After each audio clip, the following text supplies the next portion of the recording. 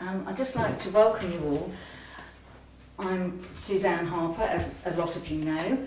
I'm going to make sure that when you leave here, you know the two most important changes to make a real difference, something that will actually be measurable for you in the coming year. I want to make sure today you get a lot of the information that isn't in the books, because, you know, otherwise why would you turn up in person, right? You could be virtual, and you're actually here. One of the things to remember, there are three things in Feng Shui that are very important: mirrors, wind chimes, and crystals. Right? There is actually a wind chime hanging up over there somewhere. They all do different things. A wind chime is a dispersal, and for the changes for the year, what you're doing is you're dispersing negative energy that's coming from a very particular direction. This coming year, that direction is southeast. Now, what does that mean? It means that even if you're an East life person, as opposed to a West life person, and that southeast is one of your best directions, perhaps it's your breath of prosperity, you do not this year start emphasizing it. You do not put energy magnifiers in it, because what will happen is you will be magnifying the negative energy of the year. The reason you do changes for the year is to stop outside interference in your plans. That's why you do it. And you don't know what will happen as a result of it. You have no idea. Some of the things are quite incredible. Some of the stories I've heard with this are quite incredible. Has anyone here got anything legal going on at the minute? Okay, this is crucial. Anybody selling a house or buying a house? This is also absolutely crucial. If you do this and you did nothing else, the Feng Shui would be helpful. So I'm going to tell you now what the changes for the year actually are. Okay, so the first thing is Shang-Chi is coming from the southeast. So the thing that's interesting here is when you say the southeast, or you give any kind of direction, if you sail or if you navigate, you know that one direction is only ever relevant to the point that you take it from. It's absolutely essential that you measure the southeast from the centre of your home. Now that's absolutely great if you live somewhere that looks like this. So let's say your flat is more or less a square shape. This is the door here, these are the various rooms, and you can pretty much gather from here the centre's going to be here. Right? Lovely, really easy. How many of you live in places that are shaped like that? I do. Right, well that makes it really, really easy. There's one part of this that you absolutely are going to get right every time. Because all you're going to do, you find the geometric centre, boom, there it is. Now the question comes, let's look at something else perhaps. And I've actually seen this. I went to one lady, a good friend of mine, she was living at the time, she just rented a terraced house, and 3 doors away, she had a garage. So, where would you put the centre of her property? You'd put it there. No. You put it there in the middle.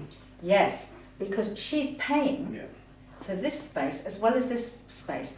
And the distance here was less than 120 foot. Yeah, but was that distance hers? No, it wasn't. And there's a repercussion from that, okay? The distance wasn't hers.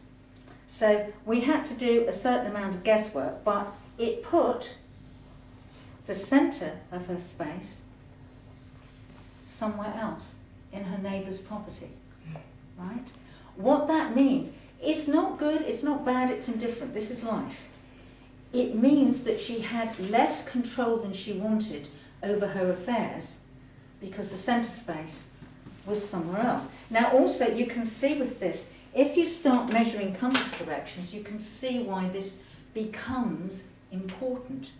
Because if you measure from here, let's say the southeast from here, let's take this as north, let's make it really easy and let's have that as south.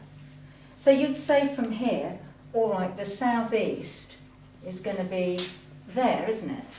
Really, that would be southeast. If you measure it from here, it's going to be different. It's not going to be the same. So this is the bit that people tend to, they have an idea, but it's not quite what you're looking for. You're looking for what do you pay for? And then you go, all right, where is it if I find the absolute centre? And sometimes when you do this, you could have the Shanxi area fall somewhere else and it's nothing to do with you, and therefore you don't have to do anything.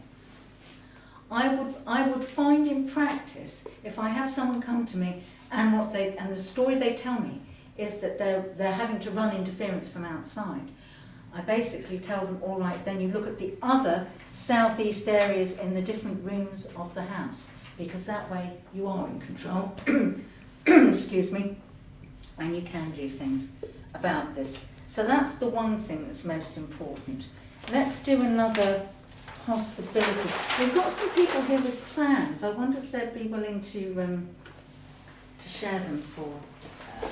I'm going to take Michelle's because I tell you why. Because you've got, and I'm going to put this up here so that it's possible to look at this during the break.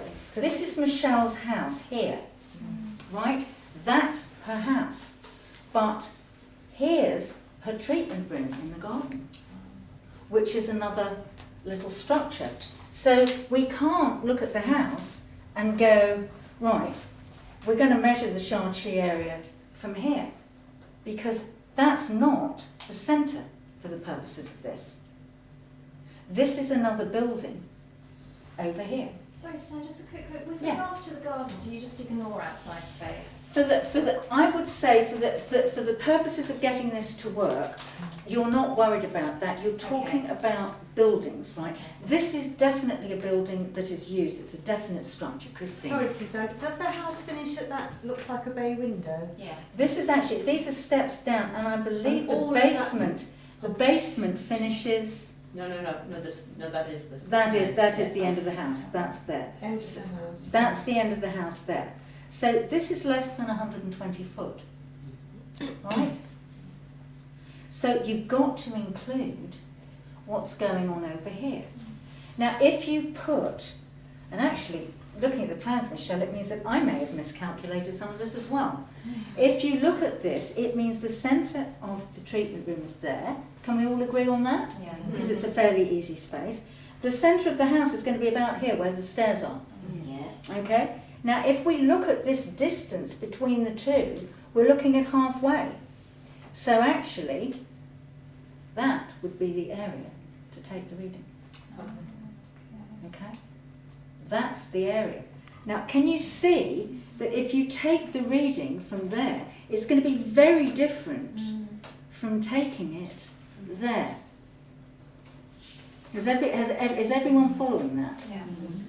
Because this is the key to making this work. If you live in uneven space, if you've got a nice oblong flat and that's it, no problem. Your case, Maria, I can see what you're thinking. You've got the storage room downstairs, yes? I hadn't even thought about You that. hadn't even thought of that. You're looking on 3 floors, right? Now the next thing we'll go to is what happens when you're on several floors.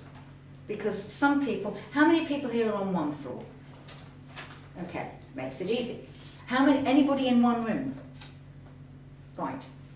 If you're in 1 room, kind of, okay. The question when you're in 1 room is, what are you paying for? Right, are you sharing a flat? Yeah, share a flat. It's in my name, but I'll only actually pay a third of the Okay. flat. When you're in a group situation Yeah. like that, what you're looking for is to do the thing for the whole flat. So you still do it for the whole flat? You do it for the whole flat. Now, if it falls in someone else's room that you have no control over, then that's down to them. Right. Right. and you do something in your own room for yourself, Yeah. in which case. The awkward thing when you live in one room is often you will have a mirror in that room. And that's where things get, Actually, well, strangely, that's why? very good, okay. So we've got the first piece of this, right, which is where, and the answer is about there. I was thinking the kitchen, but actually it's further than the kitchen. This is where plans are so useful. It's very simple. That's where you take the reading from. And then you look at what's in the southeast. Now, if you live on one floor, that's really easy. If you live on 3 floors, it's like slicing through a cake. You're looking at what happens on each floor, right? You don't have to disperse on each floor. You only disperse on the ground floor. But if you have mirrors in the southeast, on any of those other floors, they count.